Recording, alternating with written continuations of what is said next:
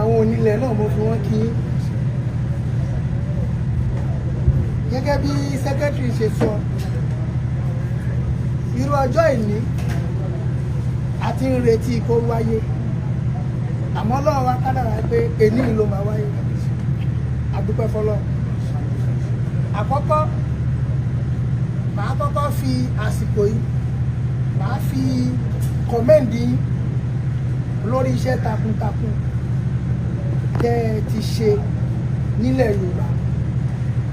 Mo dẹ̀ tún bá yín dúpẹ́ wípé ìmọ̀ràn tá ò ṣe lórí ìmọ̀ràn tá ò dẹ̀ ní ṣe lórí gbogbo wa. Iṣẹ́ takuntakun tẹ́ ẹ ṣe nílẹ̀ Yorùbá kò kéré tí gbogbo wa mọ̀. A dẹ̀ nígbàgbọ́ pé ibi tẹ́ ẹ ṣe dé nígbà yẹn kò ní kú síbẹ̀, a tún máa tẹ̀síwájú. Ẹni bá ní kó kú síbẹ̀ ilé àtọ̀nà ẹ̀ ńkọ́. Àṣẹwà. Mo kọ̀mẹ́ǹdì torí nígbà tí iṣẹ́ tẹ́ ẹ ṣe tó bẹ̀rẹ̀ tí ròyìn káàkiri gbogbo àgbáyé tó káàkiri gbogbo Nàìjíríà, èmi bí ẹnìkan inú tèmi ń dùn nítorí ìjà tiwa lẹ kọ́kọ́ ń jà, ìjà wa àgbẹ̀ òun lè ń jà púpọ̀ ní wá ń bì náà àgbẹ̀ ni wá ìntàfi dàgbẹ́kọ̀yà nìyẹn. Àwọn ẹlòmíà máa bèèrè pé àgbẹ́kọ̀yà ti iṣẹ́ tí ẹ ń dáko, àwa náà lóko a lè fowó ṣe kó jẹ́ mechanized farming ṣùgbọ́n à ń dáko torí ayé ti lajú à ń dáko. Now ẹ ṣiṣẹ́ yìí ẹ ṣe takuntakun, ó wá di pé àwọn abẹ̀yìn bẹbọ jẹ́ wọ́n dàbí ọgbọ́n àmọ́ ìmọ̀ràn wọn ò ṣẹ lórí ó fẹ́ ṣẹ ni kò ṣẹ àdúpẹ́ fọlọ́. Nítorí ìdí èyí ni mo ṣe fún yín ní commendation yìí. Àárí yín pẹ́. Àṣẹ. Àárí yín pẹ́. Àṣẹ. Àárí yín pẹ́. Àṣẹ. Èyí tẹ́ ẹ ti ṣe tẹ́lẹ̀ kò ní parun. Àṣẹ. Èyí tẹ́ ẹ tún máa ṣe á tún ju ti tẹ́lẹ̀ lọ. Àṣẹ. Àlékún owó. Àṣẹ. Àlékún ọlá. Àṣẹ. Àlékún àlàáfíà. Àṣẹ.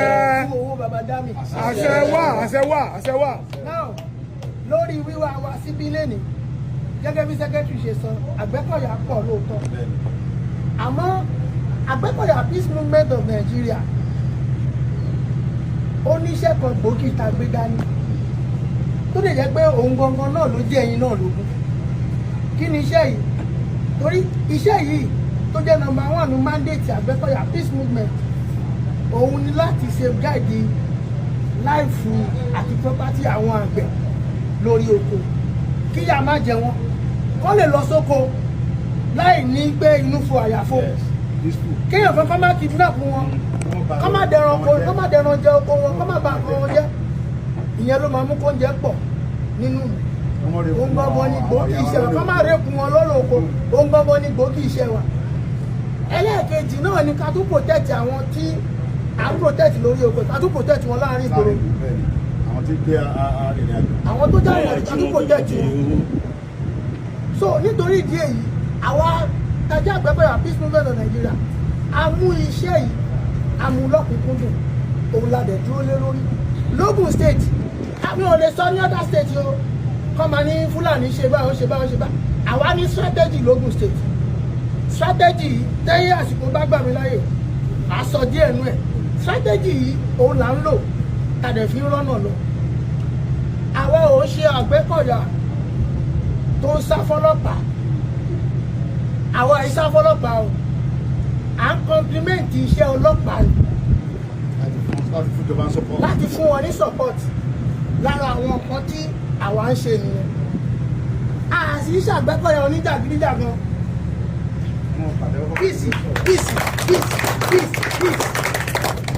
peace ni tiwa.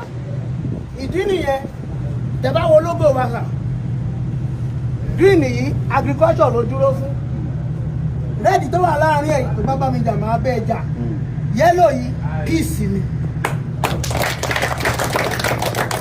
Ìdí nìyẹn tó ṣe ń rò wá a máa ń lọ jẹ́jẹ́ àgbẹ̀ ń fa wàhálà àmọ́ kíyà má jẹ àwọn àgbẹ̀ lórí oko tó jẹ́ first cause ìjà tẹ́ kọ́kọ́ jà ní Nàìjíríà yìí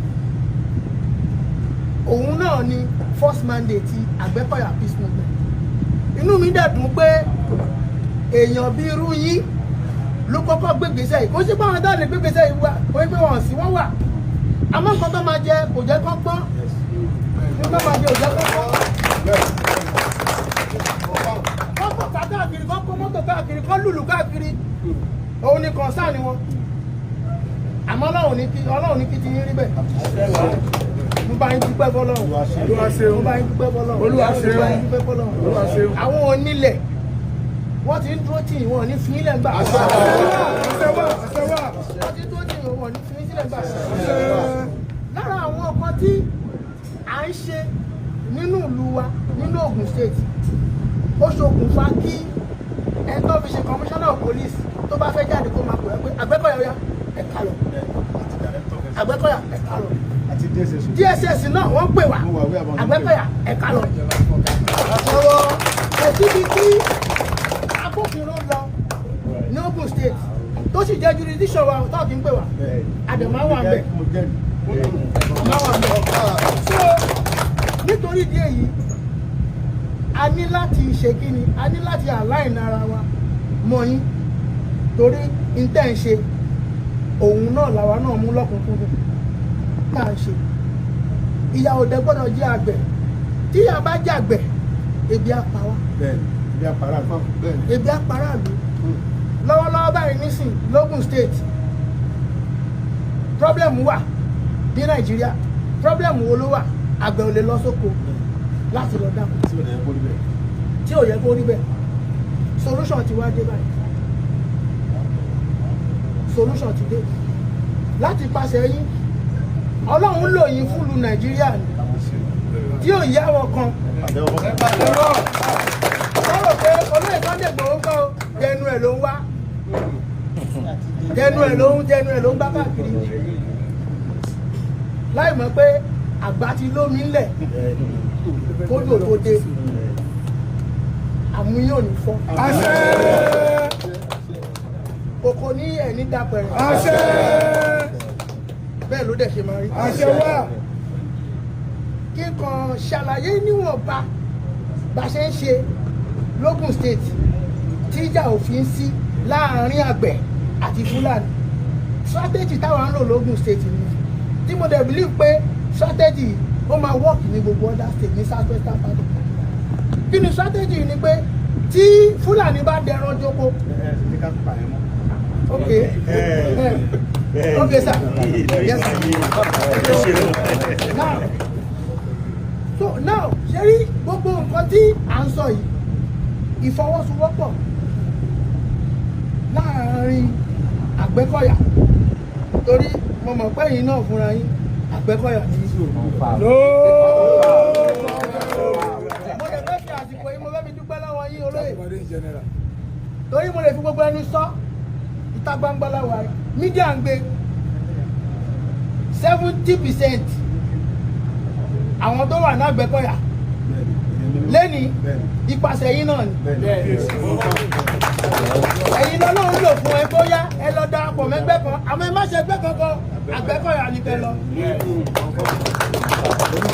ibẹ̀ ni ààbò wà fún wọn nígbà tí wàhálà pọ̀ tí Buhari bẹ̀rẹ̀ sí dá wa láàmú pé kọ́ ọmọ ọlọ́kọ̀ ọmọ mú wa kí tẹ̀sẹ̀ tó mú wa wọn ní gbogbo ẹ̀ tẹ́ jẹ́ tèmi tẹ́lọ kó sábẹ́ Àgbẹ̀kọ̀yà àwọn ilé ẹgbẹ́ tí wọ́n ní àlàáfíà lọ́wọ́ tí wọ́n nífẹ̀ẹ́ ọmọ Yorùbá tí wọ́n dẹ̀ mọ nǹkan tí wọ́n ṣe tí wọ́n sì ń jẹkújẹ. Komiti yẹn mo pe àwọn ẹ̀yẹ kọ̀ọ̀kan ìsọ̀rí kọ̀ọ̀kan pé ẹ lọ simiti yẹn lè wọ́n wà mẹ́jọ yẹn mo ní lọ simiti pẹ̀lú àwọn ọmọ wa lè gbé ẹ lọ kó sábẹ́ ẹ lọ dára má Àgbẹ̀kọ̀yà pátápátá everybody àbí ẹ̀kọ́ ni. Àgbẹ̀kọ̀yà òun náà ló wá dé ló wá bá yín àwọn tẹ bá sọ̀rọ̀ ń jọ sí wọn ò já o wọ́n gbọ́ ń tẹ wí lára wọn ni àpèdè àwọn aládé yìí púpọ̀ nu wa ládé yìí mo fi àsìkò yìí mo fi dúpẹ́ lọ́wọ́ yín pé Ọlọ́run lò yín fún ọ̀pọ̀ èèyàn láti darapọ̀ mẹ́gbẹ́ tó lálàáfíà tí òun ṣẹgbẹ́ jàgídíjàgan òun ṣẹgbẹ́ oníwàhálà àyífa wàhálà à ń tọ́jà jẹ́jẹ́ wa là ń lọ. Àgbẹ̀kọ̀yọ̀ kì í báyàn jẹ́. Àgbẹ̀kọ̀yọ̀ dẹ̀ kì í báyàn jẹ́. Ẹ̀rọ ọmọ àgbẹ̀kọ̀yọ̀ lórí íńtánẹ́ẹ̀tì kọ́mọ sí wọ́n wọn. Bẹ́ẹ̀ ni so mo fi àsìkò yìí mo fi dúpẹ́ lọ́wọ́ yín lẹ́ẹ̀kan sí mo dúpẹ́ fún yín mo dúpẹ́ fún yín bá ṣe wá bá yín inú wa dùn ìdùnnú àtayọ̀ tá a fi bá yín tá a bá kó ń bí ìdùnnú àtayọ̀ náà á wà pẹ̀lú àwa náà a fẹ́ máa lọ ilé wa Ọlọ́run á pànà mọ́ fún wa àṣẹ wà ìjọ abíjọ fún gbogbo wa àṣẹ ayọ̀ abáyọ̀ fún àṣẹ porogodo ayé kò ní lùwé ọ̀kọ̀ọ̀kan lù àṣẹ ó tán lẹ́nu báyìí ó kún kún. Àṣẹ bàbá ẹ pàdé ọ̀hún. Ẹ jẹ́ kán ẹ jókòó. ẹ̀yin ẹ jókòó Adúpẹ́ fọlọ́ ọ̀dẹ́ ká dúpẹ́ fọlọ́ ọba tó dá wa sí gbogbo agbára láyé àti lọ́run Ọlọ́run ló ní lọ́dọ̀ gbogbo wọn lógun mo nígbà yẹn Ọlọ́run ló ní lọ́dọ̀